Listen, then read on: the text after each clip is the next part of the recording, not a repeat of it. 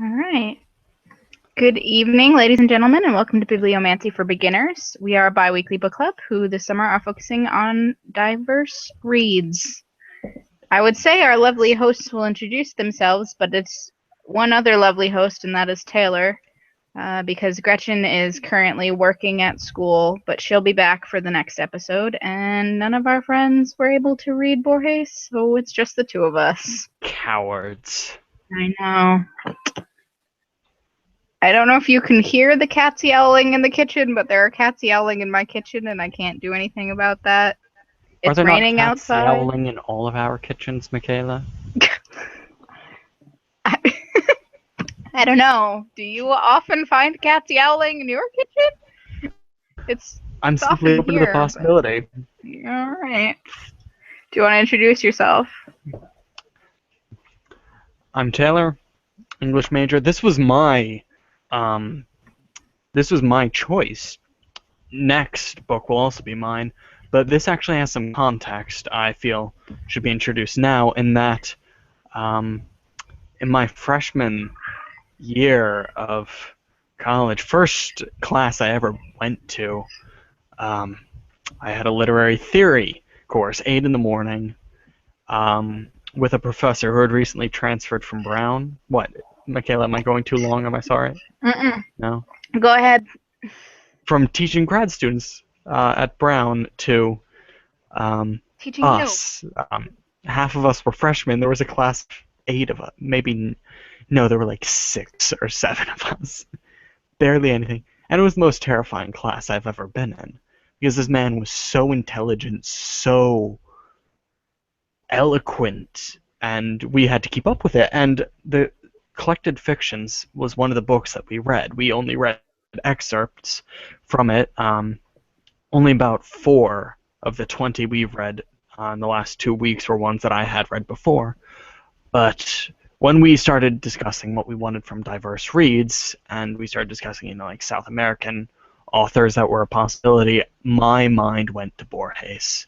And this is the most tedious introduction for myself, but I just wanted to say that this was a weird, terrifying text, and just so rewarding to go back to. It's so exciting. It's the most unique collection of fiction I've ever read. Link, who is currently my authorial heartthrob right now. So, Yeah. this is a book. It is a book. I'm Michaela. I run the blog, the piedpipercalls. You almost said my life is a notebook, didn't you? I like almost did, but I never got to the point where I was saying it. I was like thinking it, and I'm like, Gretchen hasn't said her blog name as I'm speaking, so like then my brain was like, nah, no. I nearly said Gretchen as well. Go on, I interrupted. Piedpipercalls. Piedpipercalls. Also an English major. I took that class with that same professor, but we didn't read this. Instead, we read a bunch of Lydia Davis short stories. He switched to this one out. I don't know why. Maybe because it was so miserable in your class that, or he just wanted to do something different.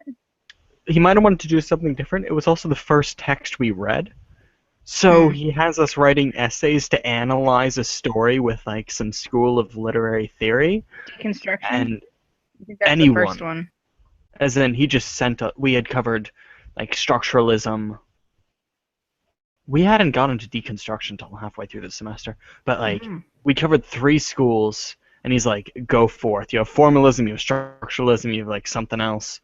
And he's like, write me an essay, and we're all like, what am I doing? I was like, what am I doing? My essay was utter bullshit and none of the convincing stuff. So perhaps he just thought it was best to get a clean slate. I mean, yeah. We all, like I said, we did Lydia Davis short stories, which are much shorter. Like, most of Lydia Davis's short stories are like a page at most. And they're weird, but they're not as like labyrinthine. Not labyrinthian. Borges uses a lot of really big words and complex sentence structures that make you have to like think about stuff. Lydia Davis Yeah. makes you think about her stories, but not in the same way. Yeah. No, I just wanted to make a bit of an inside joke of labyrinthine, which is going to be coming up a lot over this discussion, I think. Yeah. Oh, Borges. All right, I'm going to go back to the rest of my spiel since you know us. Usually there's a Gretchen, but she's not here. So, like we said, today we read some of the collected fictions of Jorge Luis Borges. If you haven't read the book yet, we always give a spoiler-free recommendation before talking about the book in more detail. I will also read the Goodreads description for you now. I will also say that you could read the stories we covered in about an hour or two, as only 2 of them were particularly long. You could the average was like 5 or 6 pages. Yeah, you could read their length. You might need to go over them a bit. Yeah, I was about to say, like, I don't recommend trying to read these in 2 hours because your brain will fry. Physically, you can do it. I don't know if you can do it. It's wise we believe. Decision on you. But we will assume that you as a viewer are far more mentally prepared than we are and could probably manage it. So you can do that, come back to us. Right. Or not gonna have too much ruined. Right. There's way too much. Goodreads description. You can ruin these stories. Go on. Goodreads description. Sorry. You're ruining everything, Taylor. I know. Jorge Luis Borges has been called the greatest Spanish language writer of our century. Now, for the first time in English, all of Borges's dazzling fictions are gathered into a single volume, brilliantly translated by Andrew Hurley from his 1935 debut with the Universal History of Iniquity through his immense influential collections, Ficciones and the Aleph. These enigmatic, elaborate, and imaginative inventions display Borges's talent for the turning fiction on its head by playing with form and genre and toying with language. Together, these incomparable works comprise the perfect one-volume compendium for all those who have long loved Borges and a superb introduction to the master's work for those who have yet to discover this singular genius. Note that this does not talk at all about any of the stories. It's just somebody saying, guys, you can get all of his short stories in one book. Yeah, it's because the name of Borges really just speaks for itself. Yeah, most people will have heard it and know what that means. What is your overall impression of this book, Taylor? Oh. That is his overall impression. Moving on. Yeah. First, as I mentioned, that this is a wholly unique volume. The stories in here are perhaps not unparalleled, but just completely unmatched in what they are doing. Like, no one else I have ever encountered tries to write stories like this because it's been done. Like, you're not going to beat that. And for like my little humor accompaniment, this book, oh my, Borges he is a literary theorist's wet dream. Like, you open these, you start a story. Tea, goodness. I saw that. But no, like, I was chatting with Michaela just about her opinions on this last night. We didn't get too in depth, but she's like, yeah, I opened this and I just needed to take out a pen and just start underlining things. And that is, you need to suppress the urge to start underlining Borges because there's so much going on. Even if you don't know all of the structuralist and all of that, like how Platonic language forms or like the theories of, like and symbolize, because I forget all of it. Like 99% of what I learned I forgot. But it's just so much. He has so much to say about anything. Yep. I can't be brief about that, so I'm just gonna stop now. I think overall Taylor's saying it's good and complicated, and if you are a literature nerd, mwah. If you like stories, I don't care if you like literature over fiction. If you like stories, read this. I would say that not all of these stories are for anybody who likes stories. I would say that some of these stories are very difficult to grasp, even Hmm. having studied literature the way that we have. Yeah.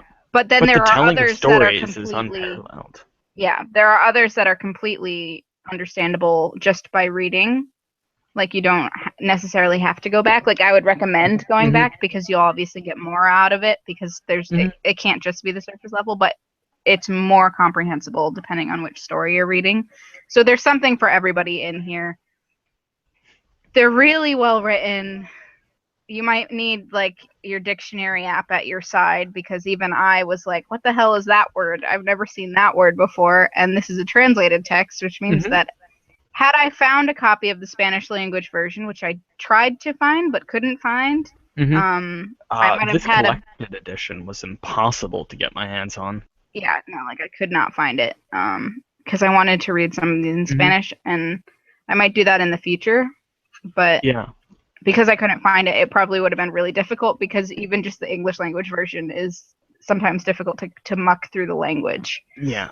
I will say, while we're on the topic of this being a translated text, this is perhaps one of the best translated texts I have ever read, short of Walter Moers's work, and it's translated by the author. What do you mean by that? Please clarify as somebody who studies Yeah. translation. What do you mean by a good translated text? That I've obviously not read the Spanish at all. I simply mean this is some of the most beautiful language, some of the most intricate meanings that I do not ever have the impression that this has been changed from its base in, a sense of writing perfect sense. Mm-hmm. So you're saying the author did it, or the translator did a good job of being invisible, in that he A translated it very good so job. fluidly that it might have been written in English I find it originally. hard to believe that this text could be in any way different. Right. That the meaning is just so solid and clear. It doesn't feel clunky or changed. Mm-hmm. He actually has a very interesting note, the translator, where he's discussing the title of Funes His Memory, Mm-hmm. saying how most things had translated as Funes the Memoriist, which Mm-hmm. he's like, this is a fictional word, but it is the closest in many ways that the Spanish word, which is an adjective of having like a great memory would be, because he's saying the most accurate English would be the elephant memoried. And he's just kind of discussing why he went with Funes' his memory. And that was very interesting because it's like as unique as a word as Moriest is, this felt good. Right. It was interesting. Always read the translator's note, ladies and gentlemen, because it lets you know what the translator thinks he did well and what the translator thinks he did not do well, and sort of why he makes he or she, because it could be a female. This one's a male, that's why I'm Yes. saying he, but it could be a female. Why they make the decisions that they make, and And it's this was, important.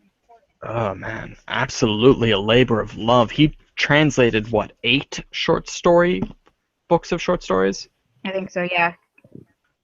Like 500 pages of just separate prose. It's Yeah. impressive. It is indeed. It takes a long time, and having just finished a class on translation, I can tell you that it's also like mind-numbingly tedious because you'll like be doing okay, and then you'll find a word that doesn't quite translate properly into the language, and you have to like fight for this one word and make all of these choices for like one word because it doesn't exist or translate quite properly, Hmm. and you're like, do I change it to a synonym that doesn't have exactly the same meaning? Do I leave it in that language and add like a footnote and say like this is what they mean by that? Do I take this one word and make it into a sentence of adjectives because that's the best I can do to describe this one word? What do I do? So If translation is fun. yeah, if you have more to add at any point on the act of translation, I would love to hear more about it. Okay. Like I you just probably have more to say like about that than I. yeah, out of context of this hangout, of course you have talked to me about translation before, but I mean, that seems like it would be very interesting, relevant in context of this, and there are things you haven't told me. Yeah, probably. Yeah. Anyway, um, my impression, because I was talking about yours, I enjoyed it a lot. It made me tired. I sort of read like 3 of them a day, and like that's how far I would get and be like, okay, I'll read more later, because doing more than that seems like it would drain me completely and I wouldn't be able to think properly about them, Mm-hmm. if that makes sense. But they're all really, all with the exception of one, which we'll talk about, really great stories from the ones that we read, and they make you think. So Yeah, if you like thinky books, it's a in weird thinky book. directions. Yeah. And like, obviously, there are ones we've read for this that I still have no idea what to take away from it, but it was an experience. It's true. Okay, disclaimer. This is a book club. We'll be discussing the characters and events. If you don't wish to be spoiled for these stories, and you can be spoiled for them, like a lot of the times I'm one of those people who doesn't care about spoilers. Like I'll still watch, read, Mm. whatever. But like I honestly feel like you need to go into these blind for the most part. Mm-hmm. That being said, even if we tell you the content of a single story, I'm not entirely sure that could spoil it in many ways. Yes. With the exception of a couple, certain ones, but many of these stories are about the actual process and the language that it achieves it. Right, So, but it's better to go into this blind. It's yeah. more interesting to go into it blind. So please go away Yeah. and read them. There's only 20 of them that we're talking about. Like Taylor said, you could probably read them fairly quickly and then come back and watch this video. Mm-hmm. Also, there might be some swearing because we're both adults Yeah, and probably. don't compose ourselves professionally. Okay, if you would like to join for our next book and be prepared so that you don't have to leave, there is a link down below that tells you what we'll be reading. And all of our social media links and stuff are also down below so that you can like keep up with us and if we're changing when a particular episode comes up. What? All right. Taylor? I'm sorry. Okay. Where were you? I was just saying that if they want to join us next time and not have to leave, where they can find our links that tell them Yes. what we're reading and where we're finding it. It's also And Taylor's choice again. yes, we will be reading Through the Woods, Into the Woods, the one that isn't the musical. We're reading the play Through the Woods. So it's Into the Woods, the collection of short, illustrated stories by Emily Carroll that are horror as a genre. They are not horrific. They are actually quite fantastic. I've read all of her online work, and I'm waiting a year now to read the book. So that's going to be exciting. All right. From this point on, there's going to be spoilers, and I think that we'll start off by talking about our favorite stories. Taylor, which one was your favorite? I am going to discuss 2. Okay. And I will begin with the shorter talk. And that is for the warrior and the story of the warrior and the captive maiden, which is a very short. It's not fiction exactly. It is a lot closer to what you would find in a personal essay class. Probably. Because it is the braiding of an historical account of a barbarian who, while laying siege to a city, defected and joined the army of the city he was trying to attack, died in the process, and was given a grave by people he didn't even speak the language of. And then a very separate story of presumably Borges's grandmother, who met an Englishwoman captured by American Indians Native Americans. However, they're referred to as Indians, and it's hard to fully interpret that since, as an Argentinian, it's possible he was speaking of South American people. The indigenous people of the country. You can go with Of indigenous. It's no, probably I mean the indigenous people of whichever country he is talking about is what I mean. hmm That's somewhat unclear. Um, Indigenous just means the people who live there and not the well, conquerors. So it covers whatever yes, people he's talking uh, about. that is true. Uh, so captured by the indigenous people and kind of become part of them. And what I love so much about this is something a term you get in, personal essay classes or things like that, in the braiding, in which you take two very different or, similar things. You take two different stories and you find a coherent nature to them in theme, in some sort of continuancy.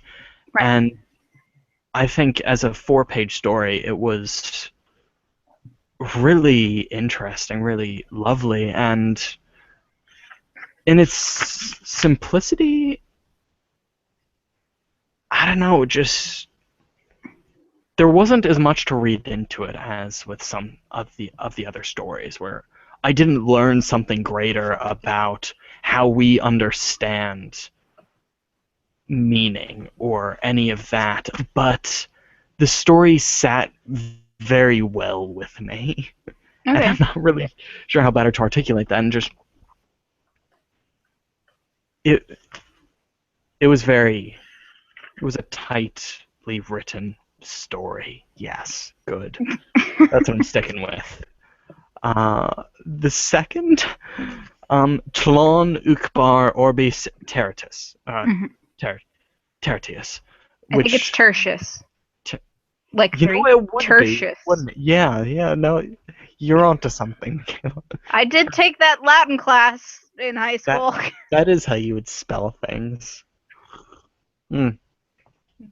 I would say the second half of the story didn't interest me so much, and that's where he just gets into the nitty gritty of, you know, very science fiction theory of like how would another people understand or function if this is how they considered language or this is how they formulated thought, and Mm. that was cool. Not really my thing. What I loved was the first half where it's finding these threads of a mystery, where it's like he has this book that has an extra 4 pages that do not exist in any other volume of it. Yeah. And what really set it aside for me was a footnote he had when he discussed the author Silas Haslam, who wrote a text. And the footnote was that simply Silas Haslam was also the author of A General History of Labyrinths. And that Yep. was it. And if you read 2 of Borges' stories, you will realize he really likes labyrinths. Oh yeah. And the meaning of them changes a lot because sometimes he's describing things that aren't what a labyrinth would be, in that, you say you get lost in a labyrinth, and yet a labyrinth by definitions it is a single path. Yeah. But simply the term labyrinth stood out, so I'm like, I'm interested about this. So I typed A General History of Labyrinths, Silas Haslam, into Google, and it wasn't very easy to find. Eventually, I came across a Goodreads description, in which it's noted that it's an 1888 text. So I'm like, okay, that might explain it. Michaela, would you mind if I read the full description of this text Go ahead. as part of my story? All right. Go ahead. A General History of Labyrinths. Written during the first years of his impending blindness, this elegant book is a masterwork of scholarship. Adding to its appeal are the hauntingly beautiful illustrations, all provided by Haslam's wife Anna, a Viennese art student who was later treated for schizophrenia and died in an English sanitarium 3 years after his death. Starting with a discussion of labyrinthine symbolism seen in prehistoric cave paintings, Haslam traces the development of the labyrinth through Celtic Neolithic spirals to the mythic Lost Labyrinth of the Chinese governor Xu Pen, No stone is left unturned as Haslam skillfully weaves an intricate tapestry of mazes across the warp and weft of time. The Cretan masterpiece of Daedalus, the fanciful hedge mazes of the European aristocracy, the twisting letters of an illuminated calligraphy seen in both the scriptures of the Quran, even the religious discussions of the Ukhbar. The topic of his first book are likened to mazes. Haslam expertly displays his particular genius in the way he relates the nature of the physical labyrinths to other more metaphysical ideas, such as religion, philosophy, and the then emerging field of psychology. One of the more remarkable commentaries on this work is by Serbo-Croatian Milorad Pavic, who claimed that Haslam's interest in mazes stemmed from his studies of his wife's growing insanity and its manifestation in her surreal artwork. He, rather callously, makes the claim that Haslam refused to have his wife treated by a professional, as her deliriums were far too interesting to his work. If he did indeed use his wife as such a dark muse, a theory also supported by John Fetter, it would most likely explain her vitriol towards him after his death in 1914. Before she entered a London asylum, she burned most of his papers, which, in a tragic loss to the literary world, included the fully completed manuscript of his first work of fiction, known to have been titled The Maze in the Rose. I also see that earlier in it they mentioned the Lost Labyrinth of Chinese Governor Xu Pen, which was featured in the Garden of Forking Paths. Yep. Now, one, I would like to thank you for your patience in sitting through that. But when I read this seemed like the most bizarre, intriguing description of a novel, or not even a novel, like nonfiction work. It reminded me of S, which is a book we've both read, kind of this mixing of stories in a text and finding deeper things. And so I immediately tried to track this down and I could find nothing. And it was 2 days before I discovered that this book doesn't exist. This is a complete fabrication. The author is an utter fabrication of Borges. Yeah, I was about to say that that sounded real fake. It does. It sounded real fake. Yeah, but like the first time I'm reading, like, it's all completely believable information. It's just that Goodreads is the only thing that has this biographical edition. Mm-hmm. But it's very clear. It's such a Borgesian description of anything. Like, this is the meta text within his work that he references and then creates an entire thing. It's just, that is what I like about Borges, basically. That is where this is really all culminating in, that he has all these incredible ideas about things that, my literary studies professor adores, and I do too, but it's not that. It's the mazes of existence that he puts into his stories, where you always have these layers of realities and deeper aspects to explore. And getting lost in that is one of the most rewarding aspects of reading it. Right. Actually, no, the most rewarding aspect. Yeah, I can say that because it's my opinion. Yes. Yes, you can. Again, thank you for your patience. On a different level, I'm going to talk about my favorite story, which was my favorite story because I liked the way that it unfolded and the way that it ended, which is The Library of Babel, which is sort of just this story that describes the universe as a giant library made of infinite hexagonal rooms with the same number of books, and the library holds every possible combination of letters and commas, periods, and space possible ever. So it holds every book that could ever be written. Yeah. So, but it also contains a near infinite amount of gibberish as well. Right. And I liked this story because it sort of is an allegory for religion and a person who struggles with religion. if that makes sense. And that's only one of the ways you can take it, because that's not one I've discussed, so by all means, go on. Well, okay, so that's what I read into it, because Great. I was one Cool. of those people who sort of took in all of these theories that he describes of like these different sects of librarians who are like, this is what we believe the library houses, and some of them believe that their life story has to be written down if it has every story ever written, and they spend their whole life searching for the book that will tell them exactly how they're going to die, basically. And there are other people who believe that there is a book that has every other book inside of it, and they search for that book that's the answer to everything. And there's others who search for these different things, and all of these different sects, and I'm using sects because I'm looking at these as like religions. The protagonist of this, the person who's telling us about this, doesn't subscribe to any of them, but at the very end he says, if an eternal traveler should journey in any direction, he would find, after untold centuries, that the same volumes are repeated in the same disorder, which repeated becomes order, the order. My solitude is cheered by that elegant hope.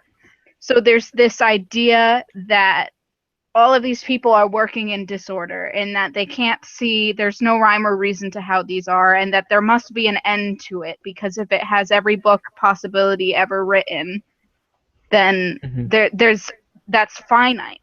But he's saying it's not finite, because once you get to the end, it just repeats itself, which is a theory in physics that I really like.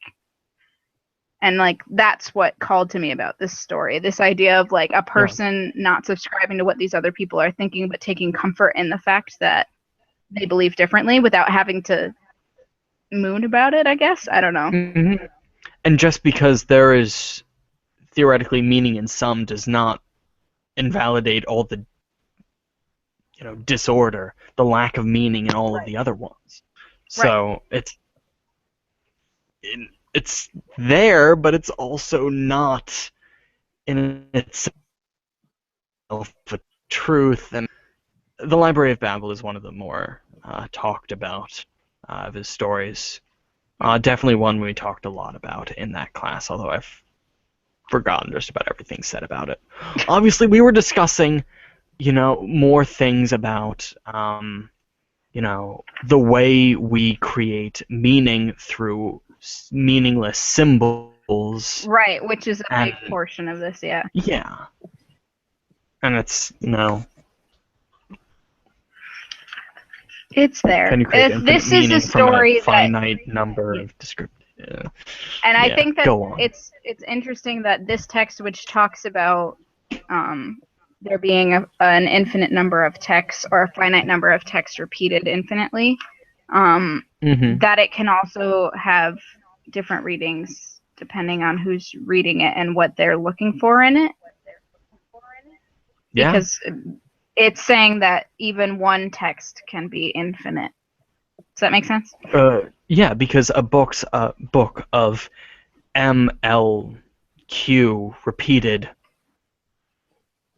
through the entire thing with no variation would still be a different text in theory for two different people, simply because these letters are just, placeholders for meaning, and it just goes on forever. Right.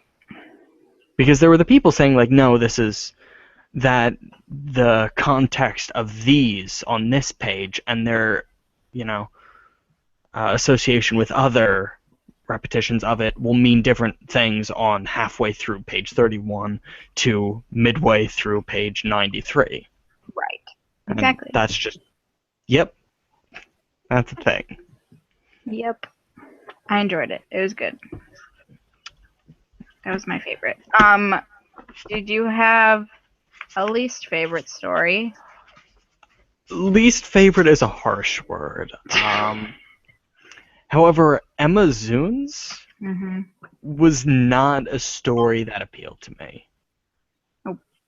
I would appeal say to me either. It is kind of a shallow plot. Yeah. It utilizes some tedious, I guess, gender tropes is what we'll go with. My one comment was "girl cries rape?" on my green sticky note. We can put that hand in hand with. Actually, so that is for like the victimized aspect of it, but as I guess empowerment in quotations, girl using sexuality as weapon because that is all she has. Yeah. Because it has that more of the emphasis from it, and that's not. Would now be the time to bring in my rant of, like, okay, no, this isn't a rant. Because I do not read into this of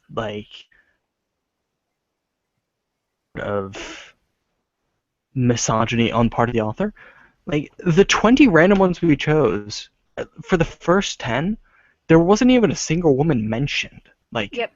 Not even that there weren't characters, they just never even mentioned, like, the Library of Babel, it's talking about, like, generations of people. It never once uses a female pronoun. Yeah. Like, they could be budding for all we know. The librarians reproduce by budding. It has been proven. It is fact. And then we get, mainly just wanted to bring it up because I thought it was interesting, because then we had the Warrior and the Captain Maiden, which I found, that obviously had a lady type in it, which was an interesting story. It did, yeah. Two whole. Which was perfectly acceptable because, nonfiction, presumably, as he said, but I don't know, they never really feature very much into them. I wanted to get your opinion on it. Here's what I'm gonna say is that those first 10 or so had a solitary protagonist commenting on stuff, but all of those protagonists were pretty much by themselves. There was like a loneliness to all of them, so I don't know. I don't think adding them in would have improved these stories, and I think it would have reduced them. No, I just wanted to get your opinion on, like, a rather dramatic lack in some ways. I don't necessarily think that there needs to be a 50-50 split of a representation of male and female in every story. I honestly don't even think that I really cared about the fact that there weren't very many ladies in the stories that we read. Because most of these were first-person narratives, and a lot of them were very clearly the author representing himself in this story. Yes, and definitely. He is a male person, so representing this point of view and telling the story from that perspective makes sense to me. Like, especially if what he's doing is putting himself in all of these stories, or a simulacrum of himself in all of these stories. Emma Zins is perhaps the only one that I am thinking of right now that is written in third person. There isn't even a first-person narrator narrating this. It's just being told to us. I mean, you have the Circular Ruins, for example. Oh, yes, that is also a third-person one, but, like... Is it? Yes. It is. And then there are a couple that are in third person, but that begin as a frame narrative, so... With the first... Yeah, there's, always, some sort of thing that is either a person telling the story, and then it switches into third person, but, very few are set in third person, which would allow for more of a female demographic, female representation. I don't think I cared about it that much. Yeah. I care more about ladies being in it and being portrayed incorrectly than I do about them not appearing at all. It was just something that, when I was beginning to read through all these stories, I'm like, wait, are they anywhere in this? So there are no ladies. Ladies are irrelevant. Are they a lie? So I guess I was simply hyper aware to it as I was going through, and I was like, what's going on? What? I think that if we were in a literature class, somebody would say maybe he was gay right now, and be like, "See, here's some homoerotic language right there. He talks about stuff with stuff and stuff." Yeah. And I would be sitting.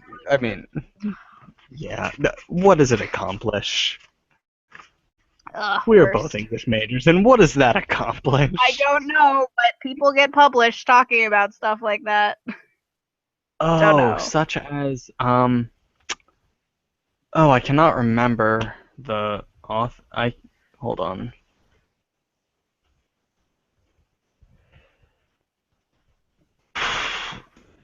This is a highlight from. Yes, this was from Eve Kosovsky Sedgwick, Okay. who I don't think I'd read any of her before. This came up in my Jane Austen class. We read the essay Jane Austen and the Masturbating Girl, Hmm. which was the most ludicrous, baseless, absurd essay I had ever read. And that very clearly she had gone to this text with the intention of making a scandalous article. And when we were discussing in class, my professor was just like, "Yeah, this is. I don't believe any of this." Everyone in the class is like, "What? What? She didn't have any information." Yeah. So that just seems relevant in what you had brought up, and just there are directions you can take that conclusion, and There are not wrong ways not to read books. there. I don't want to say there are wrong ways to read books, but there are wrong ways to read books. Unnecessary ways that gain nothing and just, Yeah. Useless do readings. They're not, maybe useless, not wrong, definitely useless readings. bizarre, pointless readings. Yeah. um, yes. The Yeah. reason that I was talking about third person is that I really prefer reading third person stories Hmm. because it's easier for me to connect with the characters when it's in third person.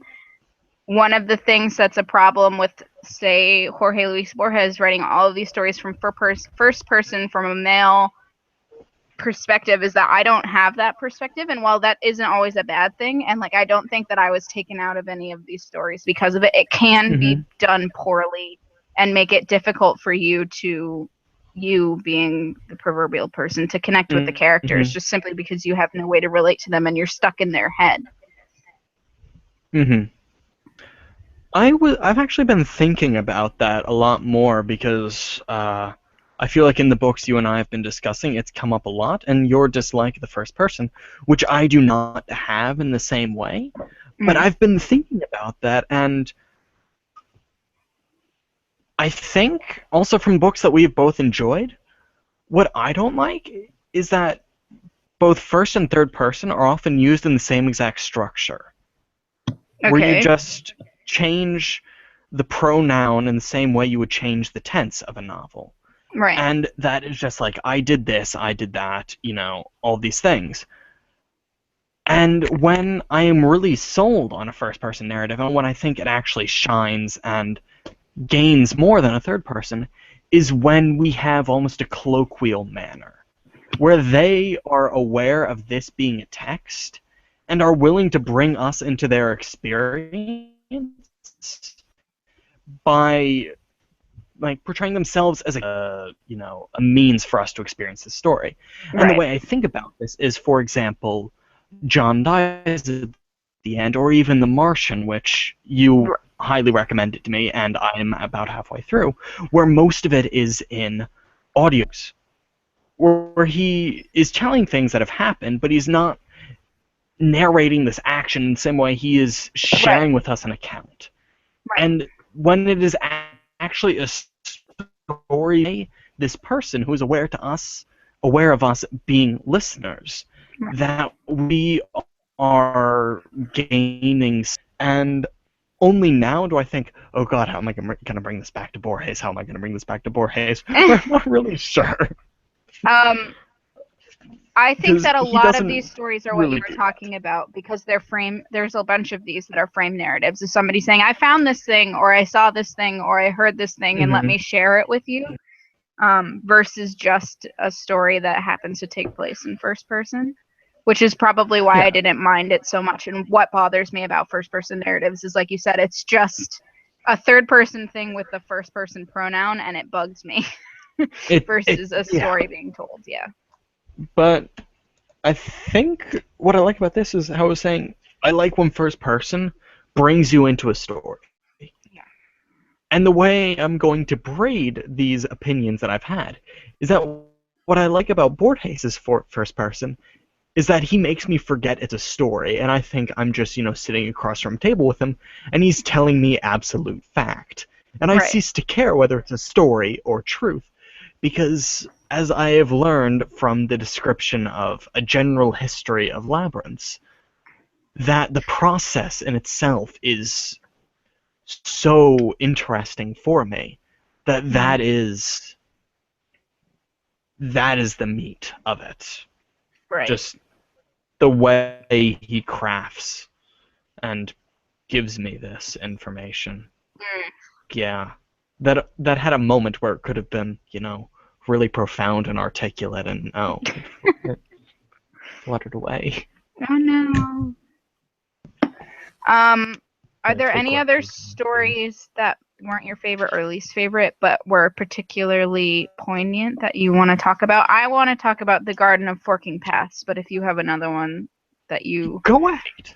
have a thing to say. So I last semester, along with my class on translation, took a class in Chinese, um, where I was learning the language.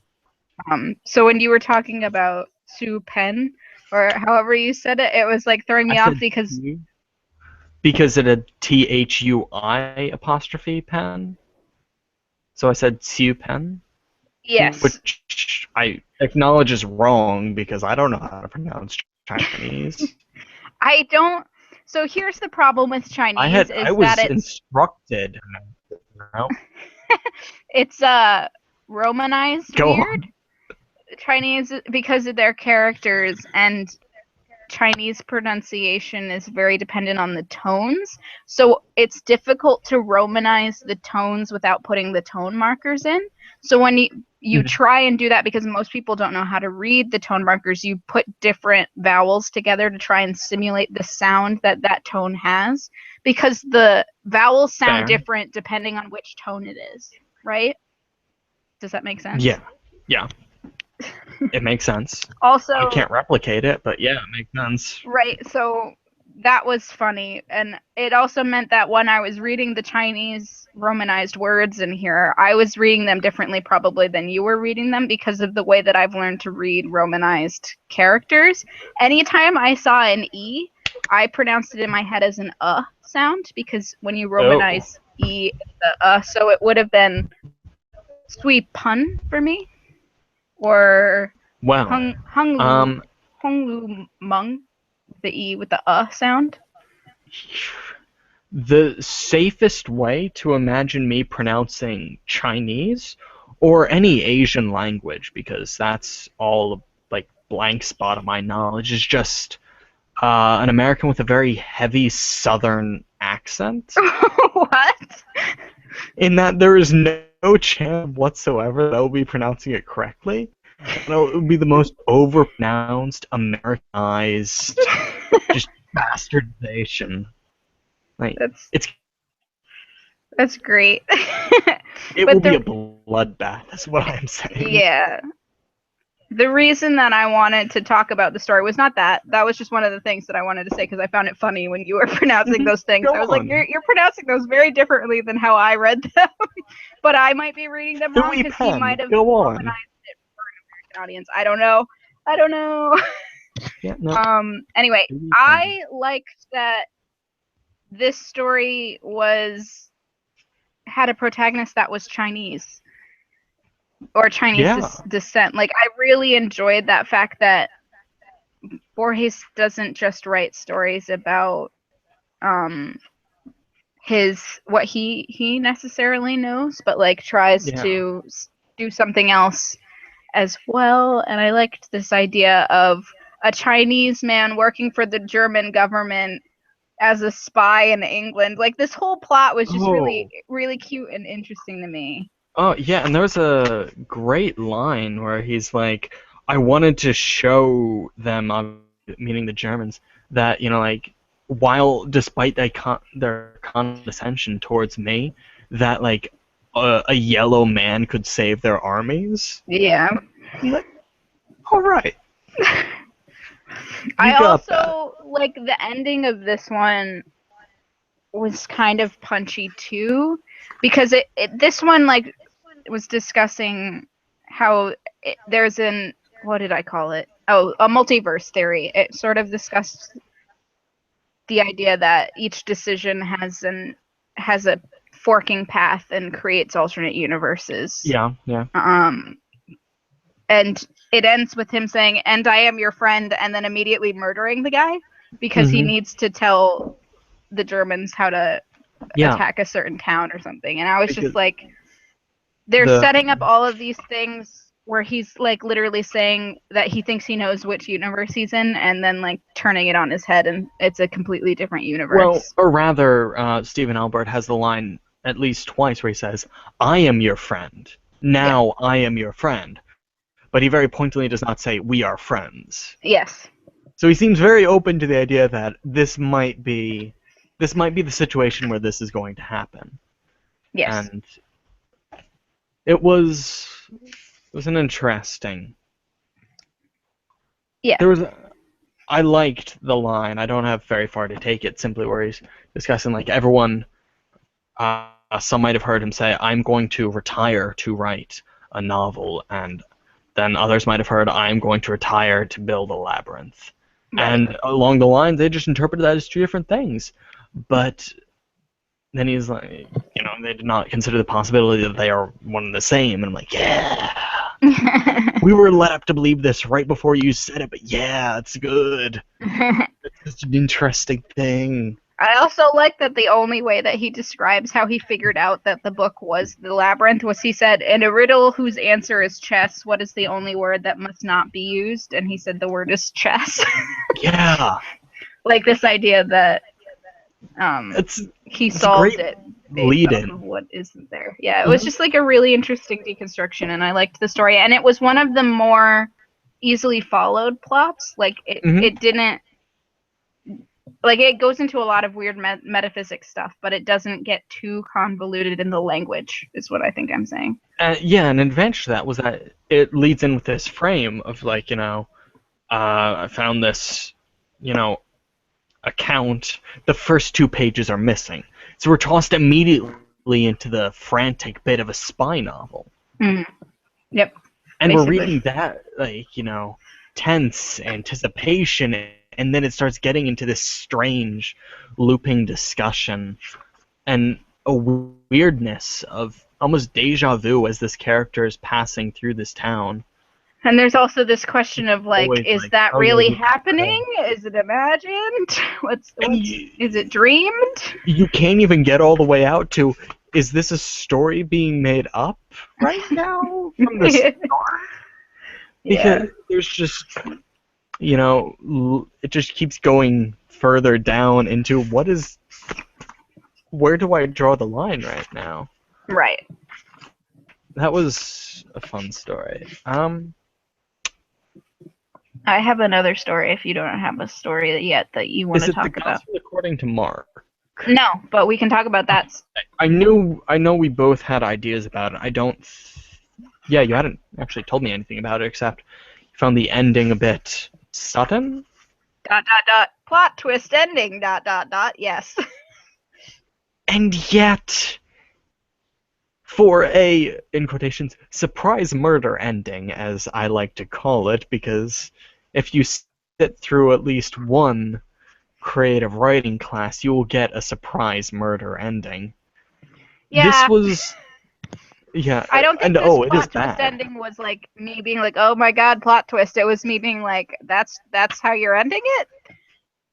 Yeah. It was like a sardonic plot twist ending. And yet this I found a very rewarding ending in that it was very clearly seeded with it introduction of, the gospel and him becoming more and more this saint-like, savior-like figure for these people. Right. And I found the ending so dark and satisfying that I have no problem with him dying, because it made perfect sense. Yeah. We realize at the end that it was very clearly driving to that conclusion where they've torn down the barn. It was great. Oh my god, the question of like, yes. Yes, he finally replied, to save all mankind from hell, referring to Christ dying on the cross deliberately. What is hell? Gutra then asked him. A place underground where souls will burn in fire forever, and those that drove the nails will also be saved? Yes, replied Espinoza, whose theology was a bit shaky. And then they go out to crucifying, knowing that they will be saved, but he's like, because we have this moment where he's like, yeah, definitely. Where it's like, he's not sure about this, but they are so sure that he is sure that they're like, yes, this is it. This is it. We're doing it. Yeah. Although it was black humor in such a great way. I agree. I liked that part. I was kind of uncomfortable with the use of the girl as a sex thing. I didn't know where that was coming from. I don't know. Like, that was one of the things that I was like, why is this here, and what does it have to do with anything? Like, it's just like this weird addition that was weird. And he like describes her several times as very young and innocent, and then basically has sex with her just because he shows up in his room. Yeah. And then afterwards, he's like, I don't even know her name. He certainly didn't have a chance to learn it. But it's like, we don't even have a biblical parallel in that. It just seemed so paganistic. It seemed like it was being used as an excuse for this guy to want to leave faster, because it made him uncomfortable to have done it. Right? Like, he felt like he had done wrong. Yeah. I simply mean, like, in this being a very biblical, Christ-like process, even if it's not meant to actually be an allegory in any way, this is the thought process behind the actions. Like I said, this seems like a very paganistic, like, you live as a king for a year and then you're sacrificed. Yes. In that context, her actions would have actually made sense, but this seemed so, useful for him wanting to leave, and even then, it didn't really accomplish much. It seemed unnecessary at best and just kind of bizarre. Yes. I agree. What was the one you wanted to talk about? Borges and I. It's like one page. Yes. Short and sweet. I liked it as a description of celebrity, of somebody saying that they have achieved celebrity and do not associate themselves with the person that is the celebrity. So it's sort of this really cool look at who we are versus who we put on to be, like who we try to be in front of other people, and then even further what other people perceive. And where does it end? Yeah. Do we begin, even if they begin as the same person, they diverge, and at one point do we start beginning to become one or the other? Right. I really liked it. It's wicked short, and I don't know. I just liked that one and found it like a really good description of what I would think celebrity is like. Or even like normal people, just thinking how you on the inside is different from what people perceive you as. And I don't even know who was writing this right now. He said it far more eloquently. Yeah, I like the thing that he says, that I recognize myself less in his books than in many others. Like, I wrote all of these, and I don't even see myself in them. Somebody else must have written these. Yeah. That's good. So, I like that one. Okay, I was thinking, because we can't talk about each story individually, do we want to talk about some of the symbols and themes that recur in a lot of these stories? Because I was saying when I started reading this, like the first 10 or so didn't seem like singular stories on their own. They were very much in a conversation with each other with repeating elements or themes like over and over again. And the latter ones that we read were more individual. They had some of those repeating elements, but they also stand out more on their own. But also it might have been the fact that we read almost the entirety of his first collection, because like a lot of these are like right after each other, and then the other ones were like slightly more spread out as opposed to right in a line. We read all but 2 of the Garden of Forking Paths. Right. Which account for what? 12 pages? Yeah. Of the like 80? Yeah. So, we did cover a lot of those. Yeah. So, they definitely exist in conversation, as you said, in that they echo these ideas, but it's also whether or not the elements mean the same thing, he is always bringing them back, like the labyrinth, which, as I mentioned earlier, constantly changes in what is the sort of way it is being used and how accurate I feel the term. It is a situation where I wish I had the Spanish side by side to know whether he uses the same word every time. Or if that's just a word that multiple words. Yeah, because I don't feel like Andrew Hurley would have used it so liberally and not included maze, because maze would have been very valid in many of these situations. Yeah. But it seems very deliberately a labyrinth. Yeah. And it might just be that labyrinth sounds fancier than maze, and like that's like part of it is awesome. Like picking a word that meets the sort of like level of that word's intensity in the original language, even if the meaning isn't quite the same, is often one of the choices you have to make. Because like I think that if maze had been written there, although the meaning of it might have been better, it would have sounded clunky. Yeah, almost simple, juvenile. It lacks the mysticism of a labyrinth. Right. So it might, which is even religious in connotation. Yes. Even it might even just be that was a translation choice of like trying to keep the tone or the strength of this word, especially when we can say that the point of a maze is to get to the center, get to the exit, or get to the end. Right. Where a labyrinth is inherently about the path. Right. And I think that go the wrong way. It is always the act of walking it. Yeah. Yep. Which is often spoken about in a lot of these, like the ethnographer. They don't mention it, and they don't mention labyrinth in that one, I don't think, but it is very much about the journey as opposed to the destination. That one was another short one later on. The ethnographer. I'm utterly blanking on which one that is. It's like the story of a archaeology student who goes to live with Native Americans to figure out their secret religious ways, and then goes back to his basically doctorate professor and says, "Nah, I don't want to share it with you." Right. He's like, no, but I don't. It applies generally, he says. Yeah.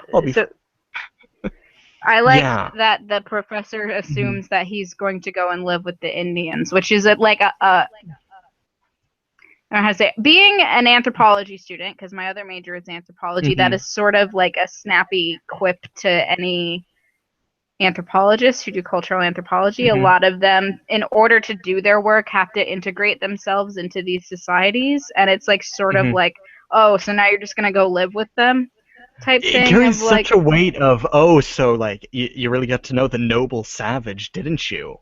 Yes, which is all kinds of messed up in very different ways. But that's kind of the connotation that runs in that group of people.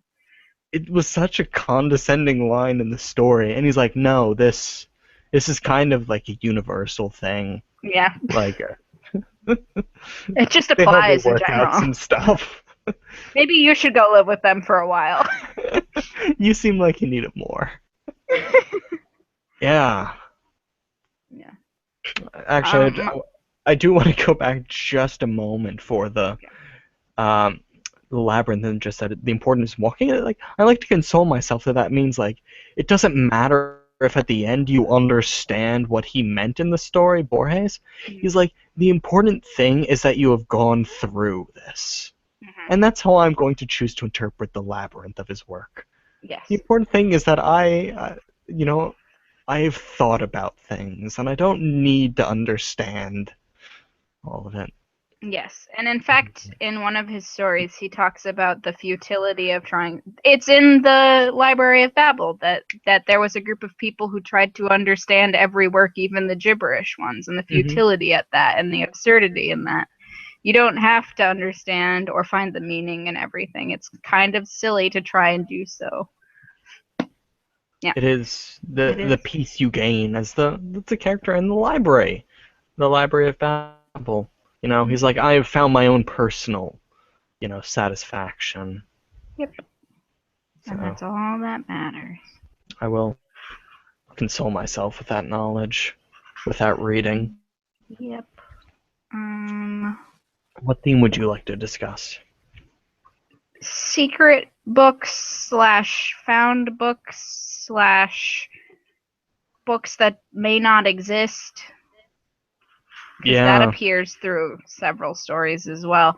I imagine, based on how many times this shows up, that he's one of those people who like seeks out the copies of books that have like type print problems, like a page gets printed upside Hmm. down, just to be the guy that has that one.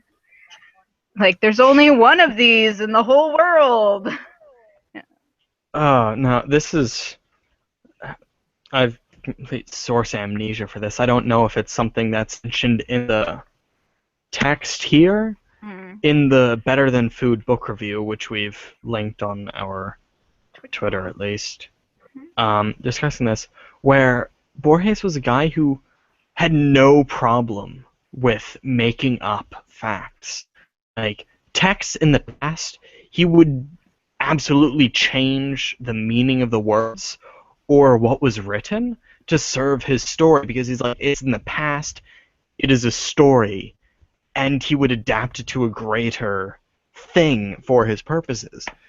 And that seems very relevant to what you were just saying, and is that these, like discoveries of knowledge or fictions, false realities of novels or, writers, Mm. or the context they exist in, or any of that. And it's cool. Mm-hmm. Yeah, cool. Yes. That and secret societies. There's a bunch of secret societies throughout these stories as well that are kind Oh, of. yeah. They're always secretive societies that start out secret and then like create giant sweeping changes in the society until they're completely integrated. Oh, yes, like the lottery of Babylon, or Yeah, Babylon, I can't remember, it's Babylon. in which they such an elaborate like lottery, it just replaces fate, Yes. just indecipherable from fate. I'm not sure if that was meant to be funny in like a laughter sort of way or just kind of wry humor, but that was Yeah. hilarious. Yeah, it was pretty good. Um, What else? There was another one that where had stuff like that. The one Yeah, about. we have the Tulan Ukbar Orbis Tertius, in which Oh, they have the yes. secret society creating that false country and later false world. Another story. This one I was not taken in by the way, as I was with history of labyrinths, or rather, general history of labyrinths. There was not an article, but sort of a website online in which someone was writing like, we have, in the spirit of Borges, actually crafted from his work a complete 200 volume set of the second edition Mm-hmm. or second publishing encyclopedia, 20 Mm-hmm. volumes of Orbis Tertius or whatever, and they had this massive like discussion of it, like listing off all of the libraries that now carry their like the Library of Congress, which now has copies of it, and the years they spent working on it, and how, their process of compiling this from the threads that Borges In this have left. story, yeah. It would make a great essay, which I have a feeling it was for a class almost. You know, that they wrote that and turned it in, which is spot on. Flawless. The Cult of the Because Phoenix was the other one utterly that I was thinking. compelling. Oh, The Secret Society. yeah. I wasn't terribly It's not very enthused by memorable, Cult of nor Death. is it. I mean, like, It it doesn't wasn't a go bad anywhere. story. There wasn't a lot that I pulled out of it, but that was the other one that had the It's Secret like Society. people have, you know, done this and that, and they never actually discuss what they do, which isn't an issue, but it's like all these things for generations that has become indecipherable from daily life or something, and it just doesn't actually go anywhere in the 3 pages it was written. No, it's basically sort of talking about. I think that the main thing in that story was discussing how kind of religion like becomes instinctive, like the teachings that religion gives becomes instinctive, because even if you don't remember the original story, that would be the thing telling you why you're doing this thing. You're just doing that thing because it's how it's always been, and maybe the dangers in that, like questioning that. But I don't want to follow up the dangers in that with an anecdote of one of our friends, but well, this is just a shift. You know, Anna, who in my discussions with her Judaism, she's mentioned that she, you know, obviously she's not eating pork, but the way she has no trouble now keeping kosher is that not that she resists the urge to eat food that is not kosher. It's just that she doesn't recognize non-kosher food as edible. yeah. And that's just a psychological thing that she doesn't even need to consider now, because that is just that's how it works. That isn't food. Yep. And it seemed what you were just discussing seemed to, you know, bring that to mind. But again, I do not want to follow up the dangers of, you know, internalizing religious teachings without thinking about it to Anna not eating pork. Yeah, that's not equivalent. That is not the intent of that anecdote. No, I think the idea there was that there was like a negative thing that they were doing, not just not eating pork. Like nobody's hurt by her not eating pork, but it would be like if a religion said that you needed to slap somebody every time they said the word purple. Then you're just doing that because, and you don't know why you're doing it. That's dumb. Worst. I couldn't have That's said all it I better got. myself. Is there anything else that you think that we should talk about? Okay, hold on. Speaking of Judaism, I mean, there are 1,000 things we could talk about. There's a lot Go of on. mentions of Judaism or Jewish things, like the Aleph itself is a letter in the Hebrew alphabet, I'm pretty sure. But there's also just like people in these stories that are maybe not there are Jewish. Several stories that deal with the name of God in the Hebrew sense. Yeah. And the, you know, the mythos around the name in, you know, the Torah. Yes. That seemed to just be also with the frequency that he discusses, you know, Babylon and all of these early religions and cultures, and he was just very clearly a well-read guy, and he loved to bring forward these interesting, unique, you know, fragments of their lore. Right. Do you remember in Derek's class when I wrote that very long essay about analogy, sort of like the religious, you know, fictional character connected action between members in this, racial passing early 20th century American novel between, historical mythological figures such as the pagan god Herthus mentioned in Tacitus's Germania. Borges just has like 2 sentences discussing that god and the path, and it's just part of like a 3-part list in an analogy, and it was just a fact thrown out there.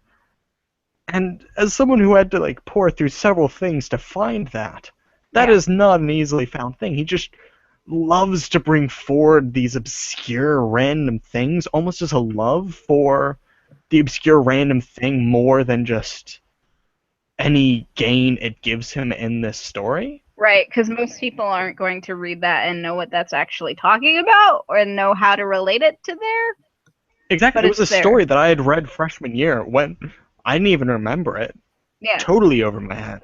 Yeah. Could help me a lot, actually. That could save me some time.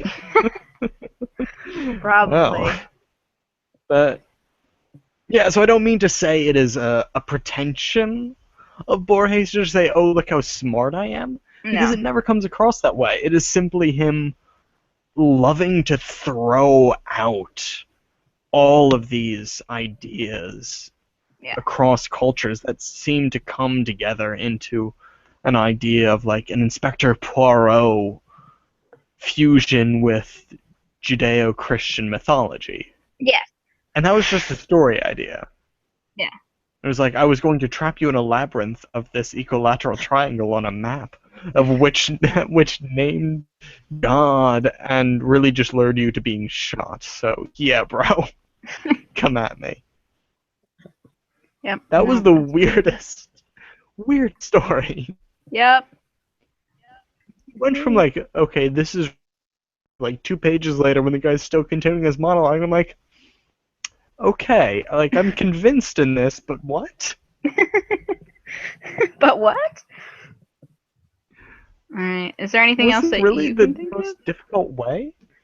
Was it... no, I feel like I've been rambling. Yeah. For a very long time. I don't have anything more to say, really. Yeah.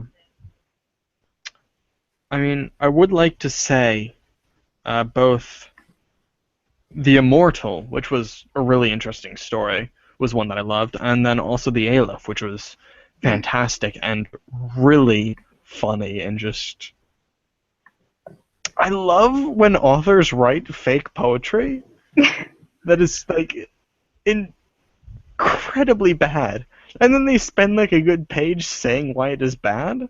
Yeah. Because we get to be in on the joke. Because we can pretend like, no, sure, they made that up to be bad, but it's like, yeah, that is terrible. Let's just enjoy it together for a minute. You have the one guy, like, I'm not even into, like, the actual aspects of the story, but, like, the one guy who's like, listen to how amazing this is, let me, like, say every incredible thing and so, where it's like, goes off with, like, the most flowery language of how poignant and moving this language is. And then he tears it down. It's like, with seeing every possible point of the universe and every possible moment from every angle in a single moment. And this is still shitty poetry that the guy came up with. There you go. It's hilarious because he also just like, the worst thing I could do to this guy was just pretend I didn't see anything. Just you know what? He's like, well, what did you think? You saw it, right? How was it incredible? I was like, just, you know what, man? I think losing the house is gonna be good for you. You need the countryside, and just take some time, work some things out.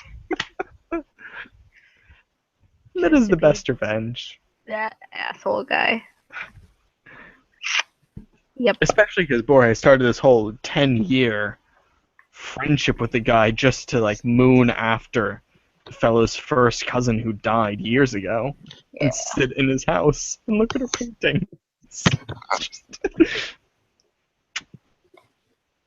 Good story. That was good. I felt I feel like those two stories needed mentioning. Yes, I would agree. They're good. Also, The Immortal reminded me a lot of Lovecraft. I don't know if you've ever read, I can't even remember. Uh, the Black City?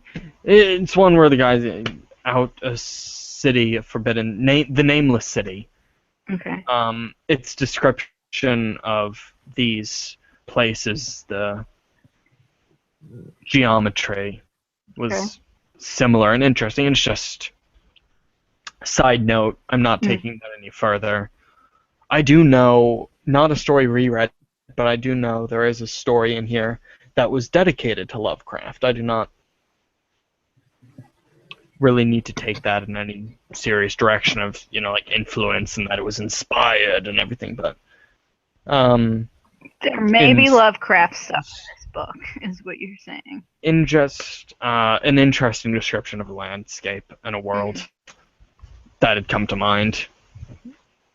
I wanted to mention that, but again, I have talked about random things, oftentimes without any greater, direction, for a very long time. So I think I should probably let that go. Okay. Do you want to tell people where they can find you on the internet? Well, at least I can remember my Twitter now, which is @Greenwood. But I mean, you want to talk about a podcast that you do with me? I'll let you have it because I have plenty of things to say. Oh, no, how could I deny you the pleasure? Also, you know how to find these things, so you should probably do it. Oh goodness. Okay. Yeah. Burden's on you. Yeah, it's on me. Everything's on me. I do everything. Like I said, I have a blog, the piedpipercalls.wordpress.com. You can find me on Twitter and Instagram and everything as @piedpipercalls. I have a Tumblr, which is theravensinthenight.tumblr.com, which is K-pop stuff. And speaking of K-pop stuff, Taylor and I have a podcast where we talk about K-pop stuff. There was supposed to be an episode last week, but the audio got real messed up. So we're going to try and re-record it, and it won't be nearly as good because it's going to have that thing of like, we've already talked about this, and we're trying to remember what we said. Yeah, there is one song I want to swap out. Yes. Get some fresh blood in there. Yeah. Yep, that's basically what's happening. We can do that. We can get 2 songs out. You can also find Gretchen, who's not here, but is also one of our members at her blog. My Life is a Notebook. Oh, fine. I was gonna say let Gretchen wait. You know what? She can talk about herself next time. She can. Speaking of next time, in 2 weeks, we will be talking about Through the Woods by Emily Carroll. It's a graphic short. No, graphic short. Into the Woods is the musical, Taylor. Into the Woods is the musical. No, I haven't even seen it. It's a good play. I'd recommend reading the play. The movie was alright, but it makes less sense as a movie. Okay. Well, yes, we will be reading Through the Woods by Emily Carroll, a collection of short horror comics, I suppose, illustrated fiction, short comic stories, graphic short fiction. Graphic short fiction. Okay. Sure. That sounds convincing. There's a word. That's legit. Graphic short stories, even. Yeah. Sometimes they are even graphic. I imagine. I haven't. Graphic short stories. Yeah. My copy has been somewhere in the mail for a month now, so hopefully that'll be getting here. Oh no. Yeah. That's not good. Okay. We'll see you then. You can find the social media for our book club specifically, rather than our singular social media, down in the below bar description box thing as well, where we will tell you things like what time we'll be on this live show. It's usually Tuesdays at like 9 o'clock-ish. Etc. Yeah. And Taylor does really great vines for it, so if nothing else, just watch those. When I remember to. Yeah. I try. 6 seconds isn't very long. Nope, it's not. It's stressful. I go through a lot of rough drafts. Oh, goodness. All right. Bye, everyone.